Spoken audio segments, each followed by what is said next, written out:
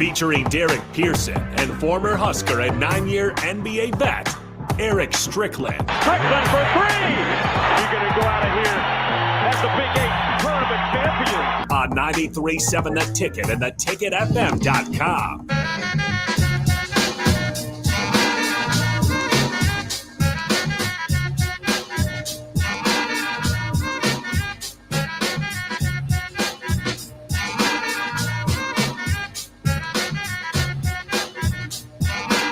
We are staying up late with you guys, Husker Nation out there, as we are recapping what hopefully is not the final game of the Nebraska basketball season. Big chance for Nebraska coming into the tournament.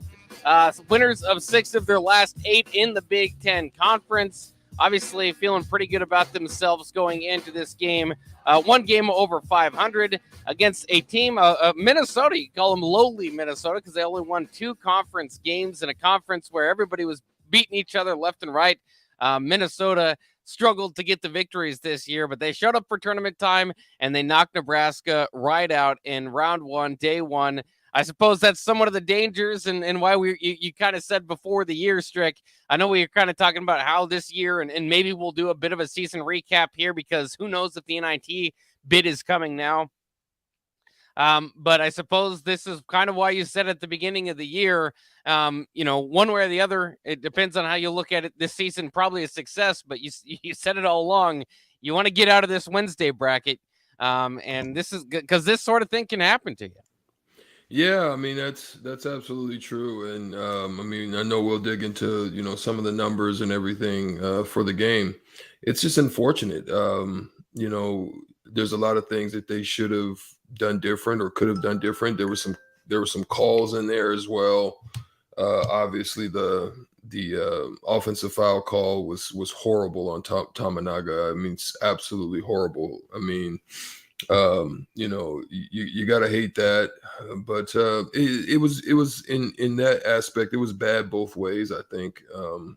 So you can't ultimately blame it on that. But when you're talking about you're down 2 points and you have 2 possessions and you don't get a shot at all, those things hurt. Again, we talk about the difference in a game, Bach, and the difference in the game again comes down to free throws. They made theirs. They're a bad free throw shooting team, probably worse than Nebraska as a whole. And they should have shot the ball better. And they made their shots when they needed to make them in order to preserve the win.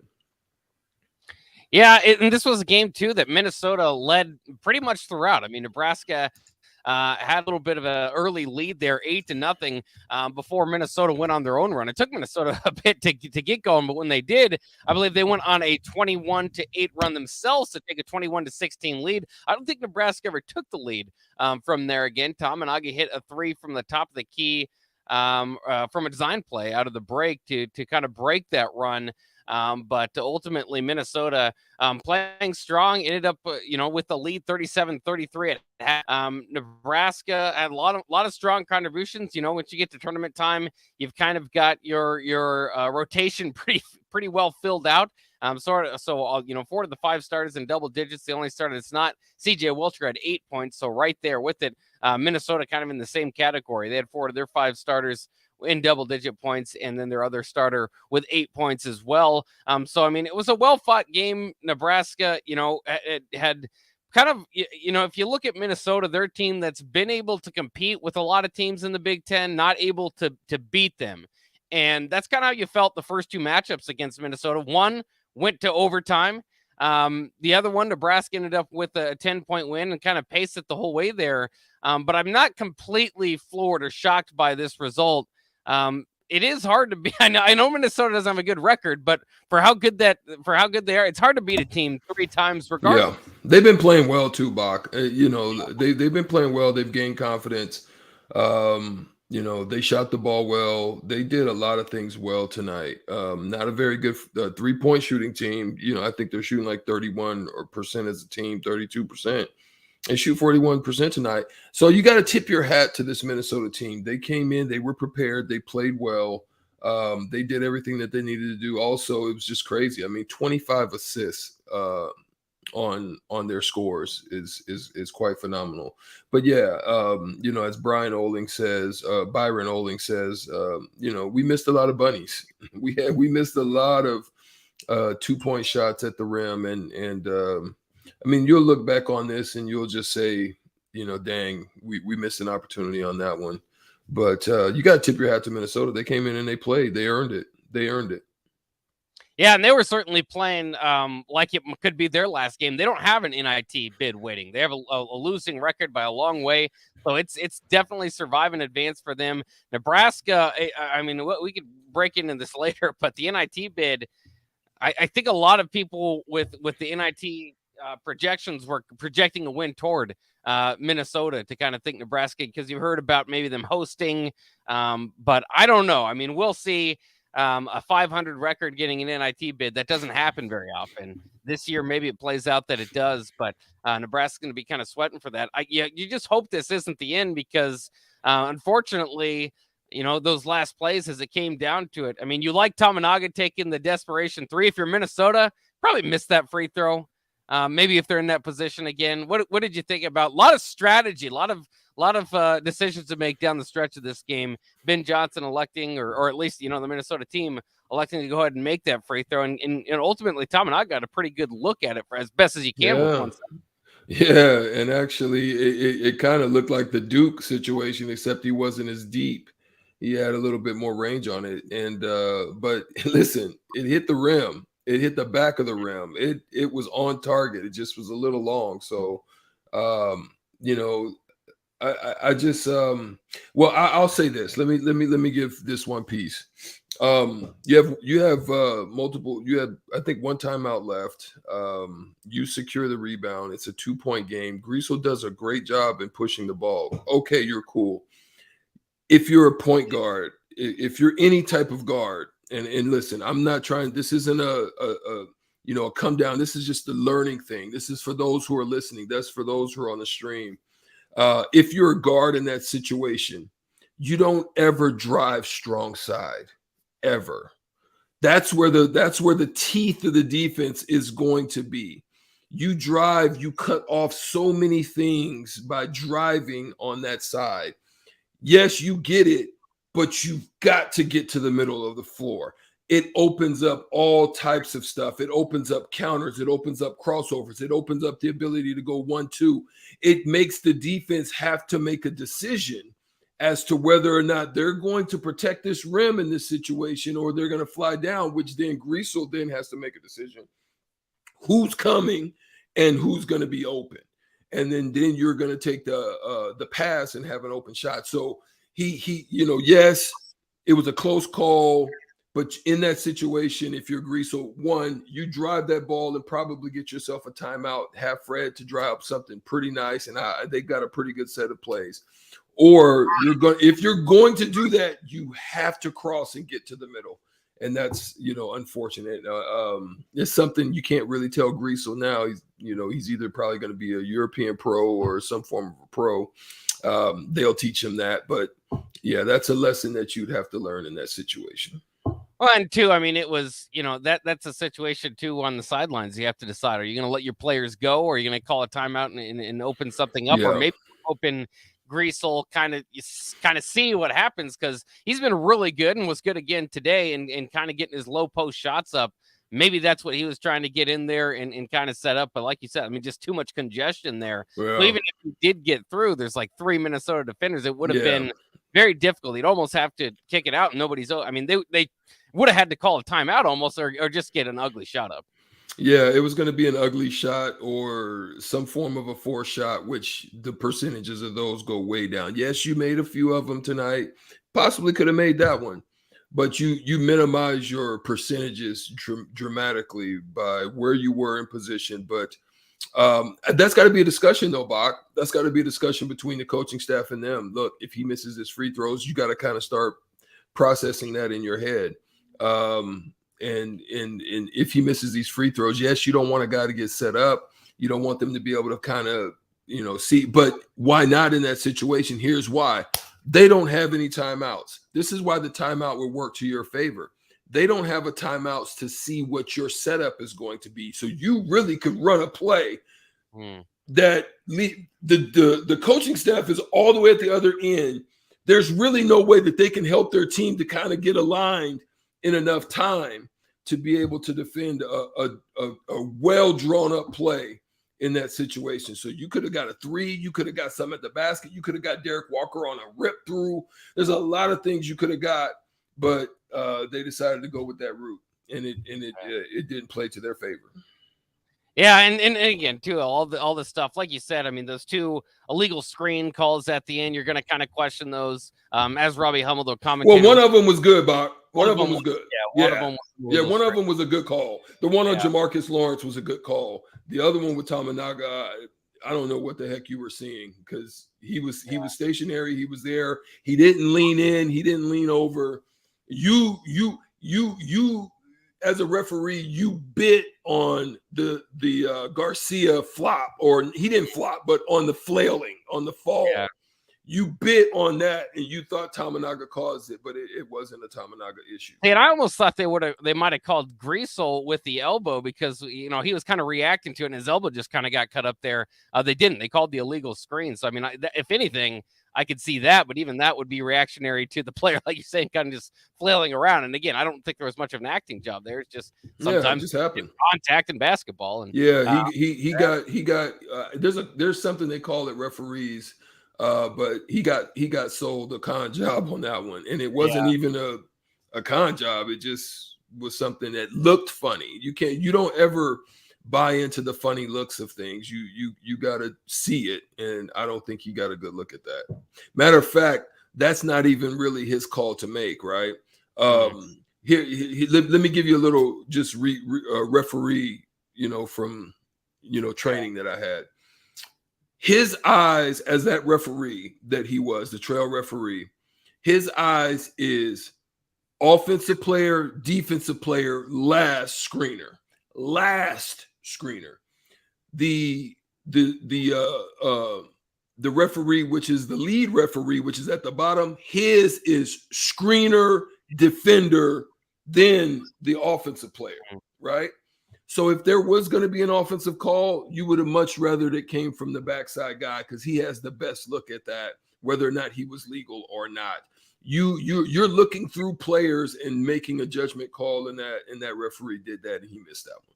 A couple other calls to go through here, because it was a game with a lot of interesting calls there. The foul on CJ Wilcher, I know he didn't like that on the 3-pointer.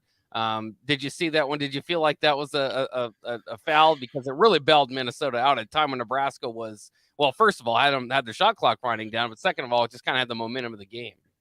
Yeah. The referee that made that call, he's been in a lot of Nebraska games, and he's come up with some funny style calls, and usually in a lot of the Nebraska games. And if I was Coach Hoiberg, I'd be like, I don't want him in my games. You don't bail a guy unless it's egregious, unless he literally was underneath him. That is an absolute. He's gonna flail that shot. You got to play that shot off. He hand to hand up top. He didn't go through him. He didn't seem to, the guy was kind of going forward with his momentum, and CJ was more straight up. So even in that, it was a bad call. It was terrible. And then the other one that I found interesting was more, this is kind of from the coaching perspective. Ben Johnson ends up getting a technical off of this, but to keep Jamison Battle in, 9 minutes left, he's your second leading scorer. You've got a pretty good lead. Not a great lead, but you're comfortable enough that, I felt kind of strange that Battle was out there with 4 fouls. Player wise, if you've got 4 fouls, I don't care if you think that you're there for a block and there's 9 minutes left and you're that important for your team. That's the Ole defense. I mean, that's when you have to, because you just have to know how important you are. Now, Minnesota ends up getting the win. Johnson infuriated because of the call. Do you think that was more just because of the circumstance, the situation, that he was frustrated? Because, it was a bang-bang call. And again, if you have 4 fouls, you don't want to leave it up to a bang call and a referee's decision on whether you're going to foul out or not there. Well said, Bach. I think that was the decision that he decided to make, and I don't think it was a good one. But the team was playing very well. He was playing good. Your season's on the line. That was a judgment call on his behalf. The other part of it, that's why you attack guys with 4 fouls, especially with that kind of time left in the game, is because you want the referees to make a decision in whether it's a good or a bad one. I thought he was probably there. So I could understand the frustration from Coach Johnson in that situation, but it did allow Nebraska to get back in the game because they kind of had it handily in their hands at that point. It was back and forth. Nebraska couldn't break through. That allowed them to get back in it. Then, miss some free throws. Like I said, they had 65%ers, 64%ers. The only one that didn't was the big fella, Payne, that missed his. But other than that, the guys that were shooting 60 and 58%, they were making theirs, and that's what it came down to at the end. Yeah, and if you look at if you kind of want to blame the referees tonight, total fouls for Nebraska 21, total fouls for Minnesota 20. Free throws. Now, obviously, Nebraska was fouling late to put Minnesota in line, so there's a bit of a discrepancy there. But 21 free throws for Nebraska attempted, 20 attempted from Minnesota. The timeliness of them can be called again, but again, you want to play well enough not to leave it in the ref's hands.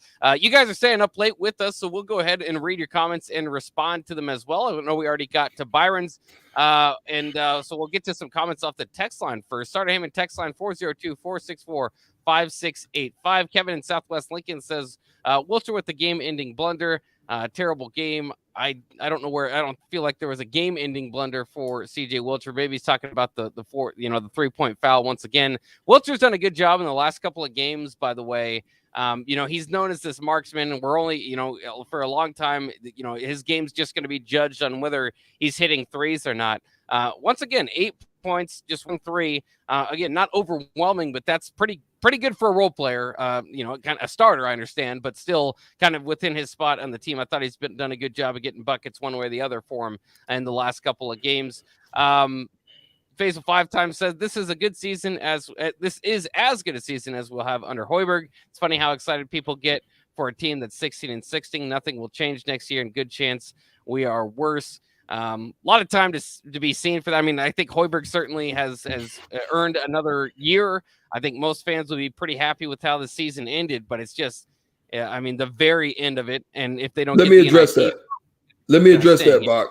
Let me address that one. I think there's a lot of things that you can say, but I would venture to say that you have to be impressed with what the team did, being that they were like dead in the water. It was like a fish that was caught in the net. They were going to get filleted. I mean, that's how it was looking. But in all actuality, to be able to even pull it out and to be in the position that they was, possibly to even have a bye, which I had talked about, was, like you said earlier, was something I thought was important. That's how they were on the verge of. So I can't look at it from that standpoint. I think if you add a couple of positions, if you're able to solidify a point guard that you feel good about, a seasoned guy in the transfer portal, and you get a kind of a big guy, somebody that's got some. They don't have to be Derek Walker, but they've got to be a guy that can rebound, they can run, and they could be a strong presence in the middle. You'll be okay, because your youth grew, like your youth grew leaps and bounds and they're only going to get better. And you bring Tamanaga back, if he's able to come back, I wouldn't be saying that that's the thing that's going to happen. I think they have an opportunity to do something unique. And they've got momentum going for them in the program, I think, regardless of this end. And again, I think if Fred's back, without a doubt. The thing is, he's not. He didn't like move the goalpost this year so far ahead that he's just going to be here for the next 3 years. I think you're going to see it again next year. It's going to be kind of seasons of what does it need. At some point you do. I mean, they moved to 500, so now the next step is past that. Yeah, and you're absolutely right. I mean, I hear like Bruce Davis is on the on the streamline is saying, he should be fired, but who? Then who do you bring in?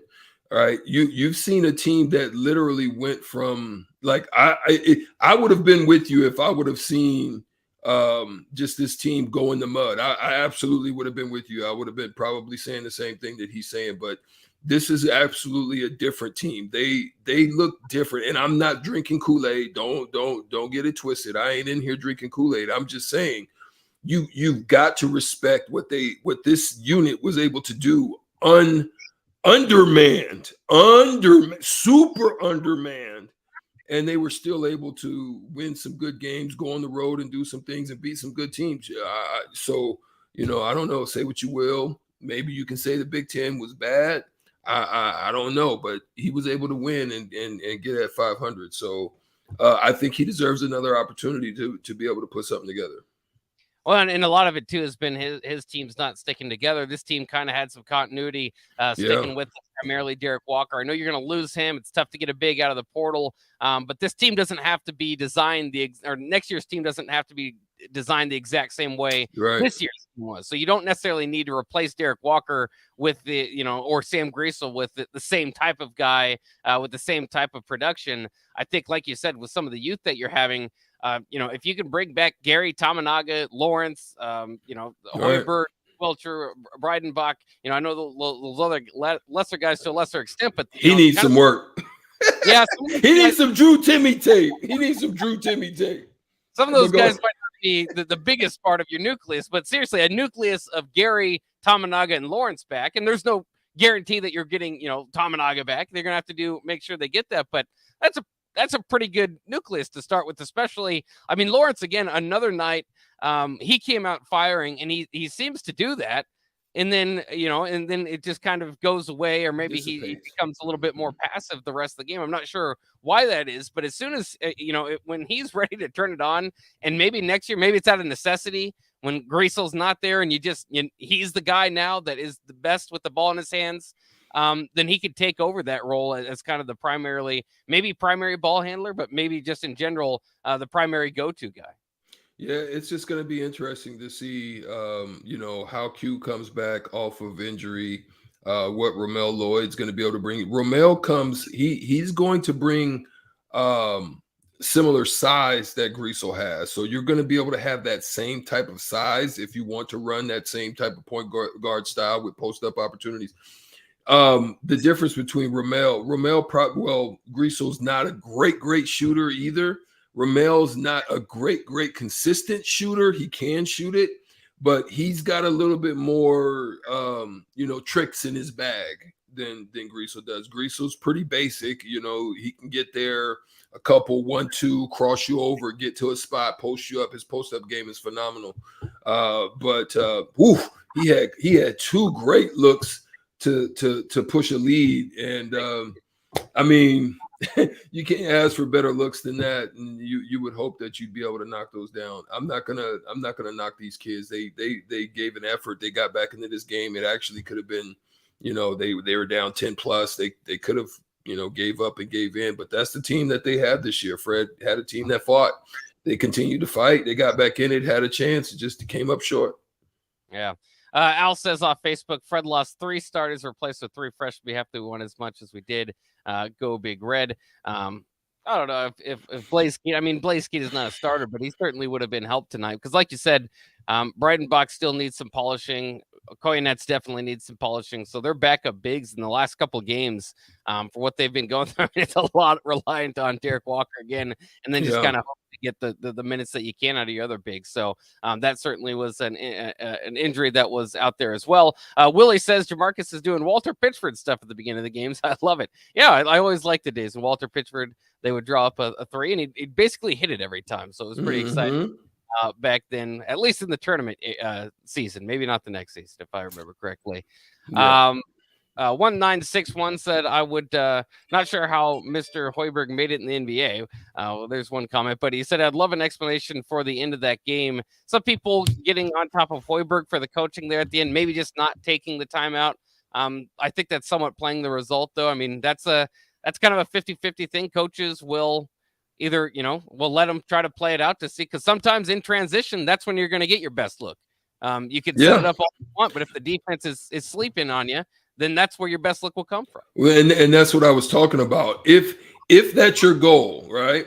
If that's your goal and you're the primary ball handler, you have to open up the floor.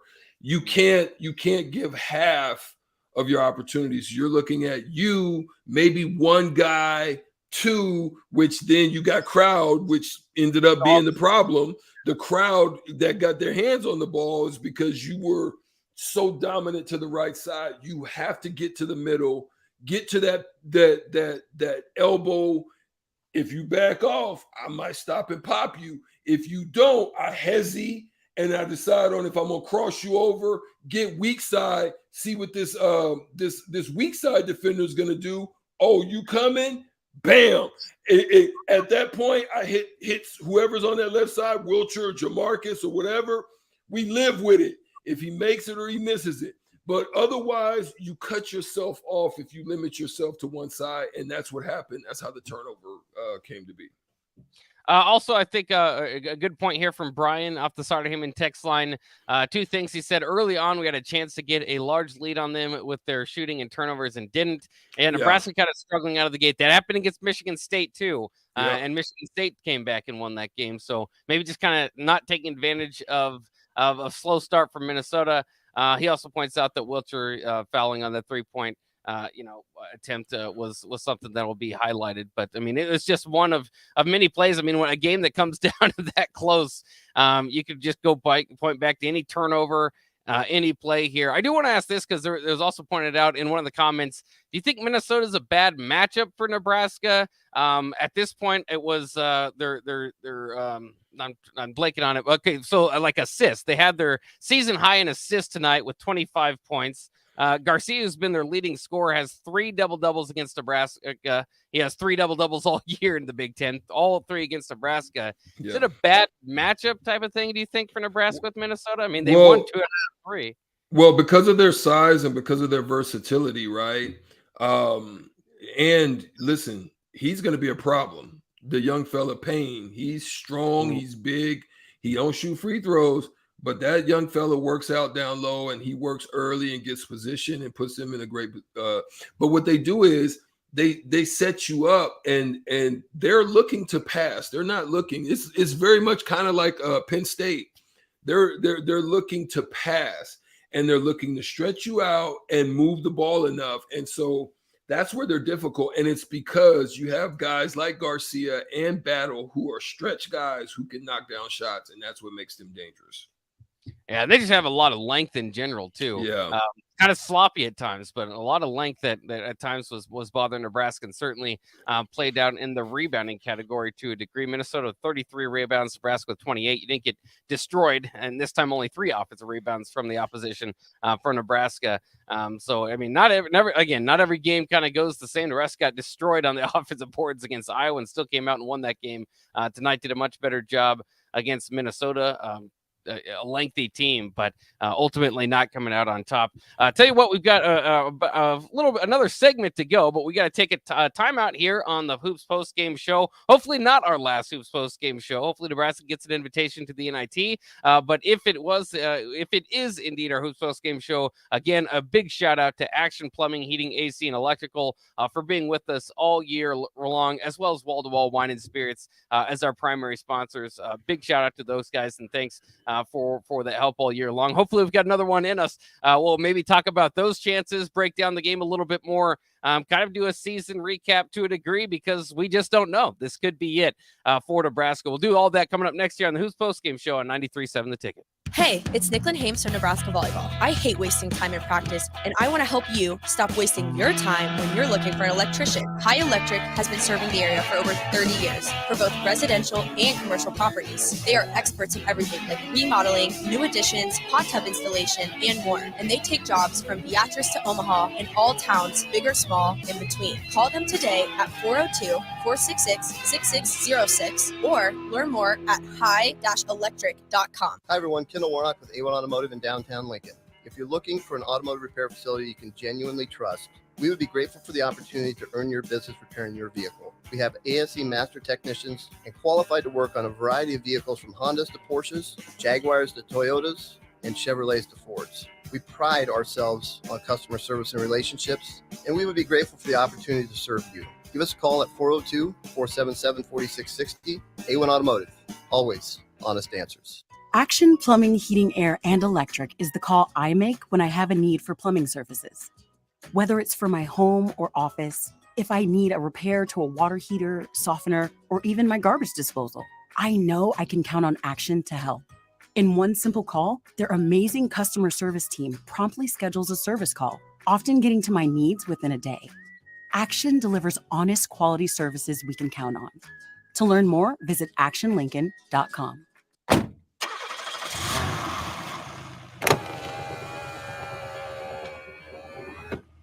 Did I forget something? No, just wanted to tell you I love you. Oh, don't forget to buckle up. Drive safe. I will. Love you too. Someone is counting on you to buckle. Paid for by B1G Highway Safety Office. Spring is here. Time to make your backyard a vacation spot all year long. Above grounds as low as $27 per month. Stealth semi in-ground pool starting at $99.99. Cash and carry hot tubs like Celtic and Pure Spa as low as $43 per month with approved credit. Luxury spas from Bullfrog, Wellis, and Stealth starting at $70.99. In-grounds from $39.99. Spring is here. Supreme Spa and Pool.com.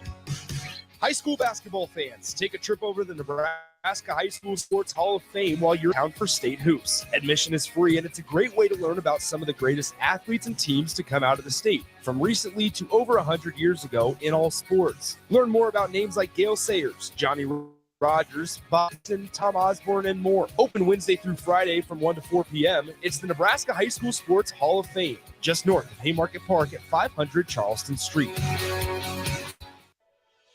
At Doane University, you can play a sport you love and also receive a world-class education.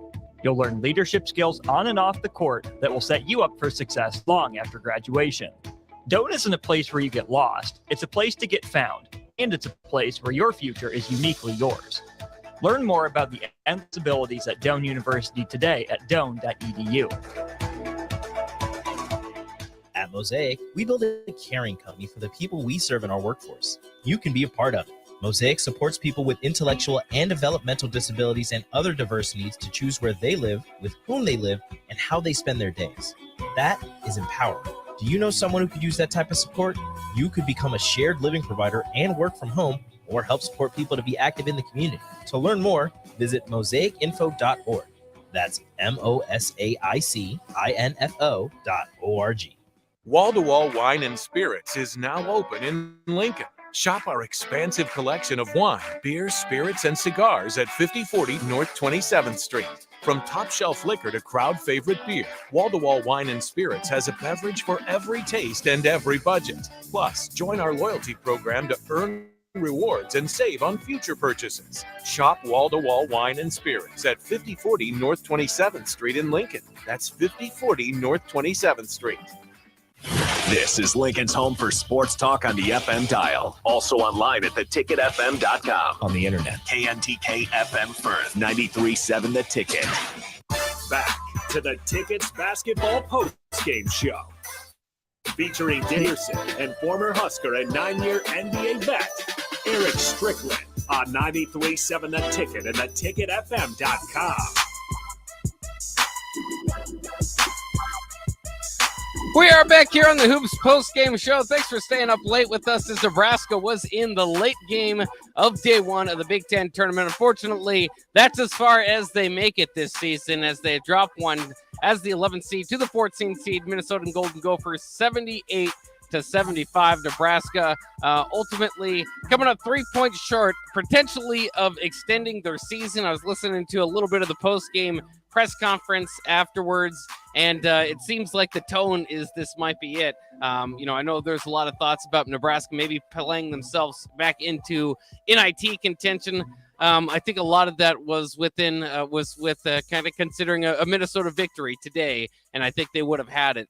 Now, I think it's pretty difficult. You don't usually see 500 teams get in there, but who knows? I mean, Nebraska can draw a big crowd at home one way or the other, and So maybe they'll even host one. We'll have to wait and see. But the press conference tone was a lot of talk, especially from Hoiberg, talking about how it was a special group, one of his favorite groups. Tamanaga was asked if he was going to come back next year. He said he's still got to kind of decide. So it kind of felt like the ending of things. Strick, I know, despite having won an NIT yourself, I don't know if you're an expert on where Nebraska lands at this point in time, but do you see potential for Nebraska playing forward, or do you think this is probably about it?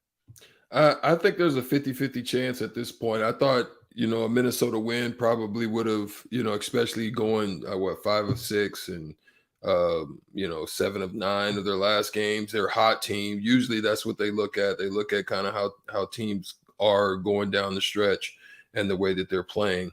But I will say that there's another disappointing factor. And again, this isn't a blame or saying that the refs did this, but I will say this. Boy, Nebraska doesn't get the benefit of the doubt on a lot of bumps. I mean, guys are holding, pushing, nudging Tamanaga all the time. I mean, it's some stuff I would do if I was guarding him too, but I'm just saying, my goodness, it's like got poked in the face without a call once. It's like it's one of the craziest dynamics, and then you'll see some guys kind of go and they get the benefits of that. I don't think the benefit. Maybe it's got to be earned. Maybe it's something. I mean, I could be wrong. Sauterhamen text line. I know you'll tell me about it if so. Maybe you got to earn those calls by the way that you play. But that's another thing that I noticed. They don't get the benefit, especially Derek Walker, and being a second team all Big Ten. A lot of the ways that they're bumping and grinding on him, he doesn't get the benefit of that. Yet on the other side, they do, and so that's something I've noticed throughout the year. What did you think too? There was interesting because you're talking about Payne and how good he's going to be. The foul from Derek Walker late, it was kind of a hack-a situation, and you just don't see that very often, and especially from a guy in Derek Walker that gets in foul trouble of his own. And we talked about how important he is as kind of the lone big. There was a chance that game got into overtime. Did you kind of like that call? Did you think he felt like he just lost positioning on that play? Yeah. Hack a Payne the whole way. Well, I think he realized he was at a disadvantage, and it's better to put that young man at the free throw line as opposed to allowing him, because he is pretty skilled down there. I mean, he has the capability of scoring. My hope is that Breidenbach will become that physical and take contact, go up through contact, and learn to grow. Like, the reason I say that is you can see, like, on some of his drives. All right, what is the straightest line to a specific target? Right ahead at it, right? Straight. Yeah. So the more that you can beat somebody, if you watch his drive, say he catches it in the corner, he usually ends up dang near by the free throw line or in the middle of the paint on his drives. On drives, if you get a guy to bite in any capacity, which most guys guarding Breidenbach do, you got to go straight shoulder by, but he's not able to take the contact yet or get low enough or leverage enough. So he ends up getting, pushed out and up, and he's not able to be effective.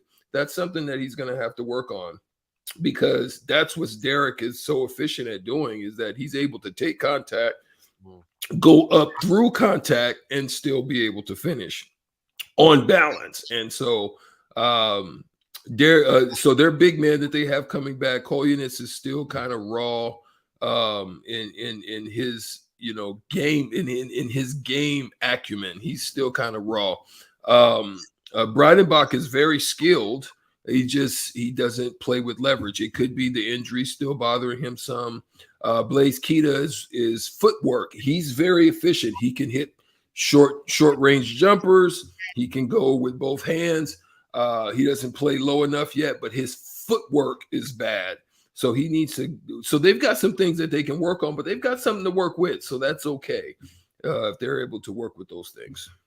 Yeah, and I noticed too, Breitenbach seems to have taken less threes the last couple games, maybe because he wasn't hitting them.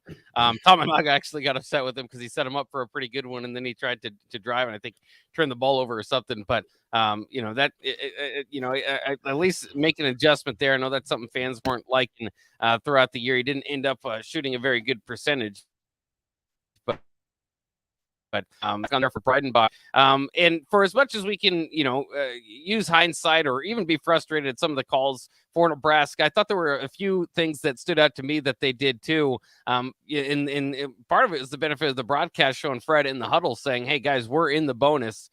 There in the first half. Then you see like a Tominaga at half court selling a bit of contact so that he can get to the line instead of, that's smart ball play. So, and a coach and a player listening to his coach in the huddle as well. And then the other thing again is just attacking Jamison Battle. You see him, if you're going to leave him out there, then he's got to be your target. And that's who they went after and got him fouled out with 9 minutes left. So, I mean, I know there are their complaints and their frustrations with how this game ultimately ended up. And as long as you lose, there always will be. But I thought there were some smart plays in there as well for Nebraska. Minnesota, of course, moves on to take on Maryland tomorrow night at 8 o'clock. Unfortunately, that was the hope that Nebraska would be there. We've talked about how the NIT possibilities are glim, and maybe we'll see. Maybe Nebraska surprises us and gets there. And we talked a little bit already about what Nebraska has moving forward going into next season. But again, as we are kind of just wrapping up this season, all the frustrations of plenty times throughout the season, but there was a lot of joy throughout the season as well. And you've kind of got to see Nebraska overcome obstacles, overcome injuries, and at times maybe that's enough. A lot of double-digit losses that ended up there midway through the season. But this late stretch here, I think, kind of saved the season, saved the way that we'll think about it moving forward. Ultimately, you sweep Iowa, you beat Creighton, you beat Wisconsin. I mean, these are important things for Nebraska year in and year out, and played a tough non-con and fought through it and played pretty well. And did so again with a team that was kind of modern basketball team where you had a few pieces that you were bringing back, finally some continuity within the Hoiberg program. And we hope to see that moving forward. But you never know in college basketball these days. And then the combination of good transfer picks out of the portal. As we look at next year's roster, Strick, first of all, you've already kind of touched on both these things, but just as we wrap up here on the season in totality and what Nebraska probably is going to be looking for specifically in the transfer portal to kind of fill out the roster to be competitive next season. Well, they're definitely, I think they would probably want to make sure that they found a seasoned point guard, somebody that can actually just really run, distribute, and can create and get space at the point guard position. Also to be able to push and be responsible and take care of the ball. They need to know somebody that can really, Derek Walker shouldn't be your leading assist guy. I mean, I love that about him and his abilities that made them very effective, but you want somebody that's going to be able to get to the basket, get buckets when they need it, knock down shots when opportunities present themselves, but also be able to run the offense with efficiency and effectiveness to be able to find guys and let them do what they do well, right? I think they'd want to secure another big man. And again, I talk about a big man that runs like a gazelle. Those of you guys who have been around, probably if you've seen or known me play back in my day, I mean, I know it's 20 plus years, almost 25 years or more now. It's been a long time, but there's a guy by the name of Mikey Moore. If you can find somebody like him, you don't have to be the big, burly, strong type of guy, but he can run like a gazelle and beat other bigs down court, and he'll put you on a poster and go get rebound and block shots and own a paint.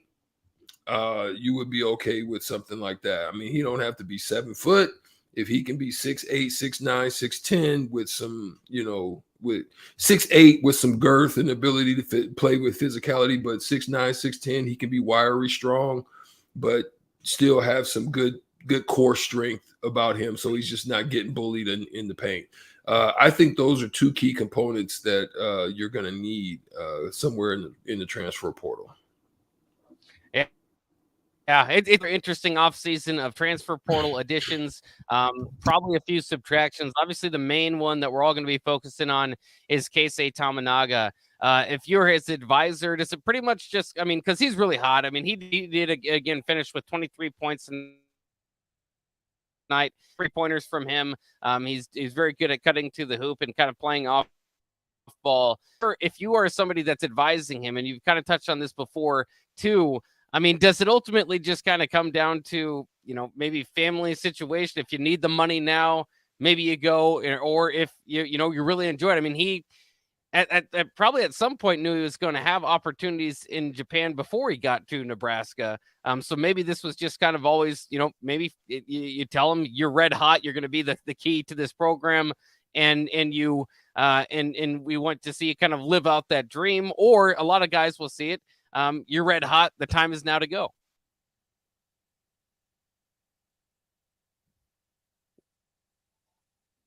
I don't think we can hear you here, Strick. It's the key of sitting down with Keisei Tamanaga and having a real life discussion. What is your true aspiration? Is your aspiration to be a European, a Chinese, or a Japanese career-long player? You can do that. You're a Japanese citizen. They can max pay you because you are a citizen. There's some opportunities for that. If you really want a shot at the NBA and you really feel that you could play at that level, then you're going to need to come back, because it's a rarity where guys go over there and are able to come back, because they're going to monitor your competitive leagues, right? It's different playing in the Japanese league than playing in the Euro League. Euro leagues are going to be your Slovenias, it's going to be your Germany, it's going to be your Greece, it's going to be your France, it's going to be your Spain, your Italy's. It's going to be your big countries like that, where you would want to be playing in Euro League type of ball. And if you're not going to get the looks to be able to go over there, get seasoned, and come back. So just going to be that conversation that's going to need to be had. What is your true aspiration? If you come back and you're able to do some of the stuff that you're doing right now, become Big Ten, first team, at worst second team, and lead this team into postseason play, maybe the NCAA tournament, win a lot of games, the eyes then begin to turn to you, and now some team may take a chance at you. You may have to probably go show and prove it at the G League level, but I still think he needs to play some point guard to be able to show that he can handle, because Steph Curry can still handle the ball. Oh, yeah. Steph Curry's one of the best handlers. He's one of the better handlers in the league. So he handles the ball, although they play him off a lot because that's their style of team. And I think it'd be a West Coast team if somebody does take a shot at Keisei Tamanaga, because of the fact that, he is Japanese descent. They look at those type of things too, because it's also about money and putting people in stands. Right. So that would be something that they would take a look at. Also, I just kind of ask it too, how difficult is it, I mean, for somebody to kind of turn into that ball handler? I know that you ref some of his games at the JUCO level, and he was that guy, and 3-on-3, he can be that guy. Why isn't he that at Nebraska? And how, I mean, that sounds pretty difficult at this level, just to kind of turn it over and say, okay, you're a point guard now. Well, I'm just gonna use me as an example, right? It's based on the need of the team. For our team, the need of the team was my versatility of being able to guard 1 through 4, right? So me playing the point guard wasn't the necessity of the team. Jerron Boone, although Jerron Boone was 6'6", he played more of the point guard because physically I can handle the guards that Jerron couldn't. And so that's kind of the way that it was. Keisei's the same way. His shooting prowess, his ability to cut, a lot of the things and the success that he has is because he's able to play off ball, and their style of play, it doesn't call for somebody to overhandle the ball. And so therefore, because of that style, Casey is most beneficial in his ability to roam, cut, move, and set up guys. And so, but he would need to show that he has that capability. And his defense certainly improved this year as opposed to last year. Would he have to take quite a step forward too, just because of his size in that as well, or is that something that they can kind of mask? They can hide you. They can hide you in the NBA. They can hide you. You know, there's ways to do it. I mean, even with us, when I was playing with Steve Nash, there was ways that, you know, I would take some of the stronger components and we would be able to kind of hide Steve on guys that maybe didn't shoot the ball well. They maybe were bigger, but they weren't rim attackers, so we could hide them. So there's ways in the league, especially with the way that the league is now with so much spacing, they want shooting. So he what he does is going to be wanted, but there's ways that they can mask and hide it in the NBA today. Yeah, I mean, that is going to be the whole talk of the offseason until we know the answer, whether Tominaga is coming back or not. Because, I mean, with him coming back, you know, I mean, that's like you said, a guy that I think preseason you're going to be saying all Big Ten or, you know, a second team all Big Ten with the top, you know, 10 players in the league coming into next year. And I think DeMarcus Lawrence can end up being one of those type of guys down the line, but I don't think it would be, you know, right. You know, those expectations would be right away. So I'm excited about the future. If they can keep those two in particular coming back next year, I think you got a pretty good group coming together. And again, don't forget Gary has another year of eligibility. He comes back after the injury. That's, you know, tenacious defense, extra rebounding, just kind of all the little things that you wonder how many games Nebraska, you know, that's a big miss. I don't know if by the end of the season, if you could say if they missed Gary or Vanderbilt more, but Gary, you know, a lot of those close games, that's what he does. He gets you the few extra buckets that kind of could change the tide in a game like tonight's. But obviously they were able to overcome his loss and play very well. Nebraska ultimately, as we wrap things up here, 16-16 on the season, 6 of their last 8 in the Big Ten regular season, and then of course 0-1 in Chicago. So a little bit disappointing there. Also notice the Big Ten logo is gone. They changed it. It was hideous to begin with. Now it's a different hideous. So I don't know what the Big Ten is doing there. At least stick with tradition, or, you know, if you're going to clean it up, clean it up. Don't just throw out another logo that's makes less sense and is equally as hideous. So I thought that was also of note there. Also saw Herbie Husker out there. Not every team brings their mascot, so shout out to Nebraska for getting their mascot out there. But we'll see. We might have another Who's Post Game show, hopefully for an NIT bid for Nebraska. CBI is not really for Power 5 teams, so you probably won't see that. It's probably NIT or nothing for Nebraska. And again, very rare that you'll see a 500 team, but Nebraska's been playing well. And who knows, maybe this will be the year that they take the Huskers and Nebraska can get out there and play another game. Once again, the post game press conference sounded a little bit like that might be the end. Of course, they don't know either at this time, so we'll wait and see. But again, if it is the end, thanks again to all our sponsors here at the Ticket, particularly Action Plumbing, Heating, AC, and Electrical for sponsoring this show all year long, as well as Wall to Wall Wine and Spirits. Big shout out to both of those companies for sponsoring us. Strick, we might be wrapping it up for the Hoops post game show. Any departing thoughts for tonight and for the season? No, I mean, I was impressed. You know, I didn't have great expectations coming into the year. I thought that I was hoping to see some changes, and they did. They made some adjustments and some changes. They became a very fun team to watch, especially for me being a defensive guy. It was a good team for me to observe and watch. It was sad in some instances to watch them just give away games, but those are all part of the learning curve. But the fight, the resilience that this team had was definitely something that was inspiring to me.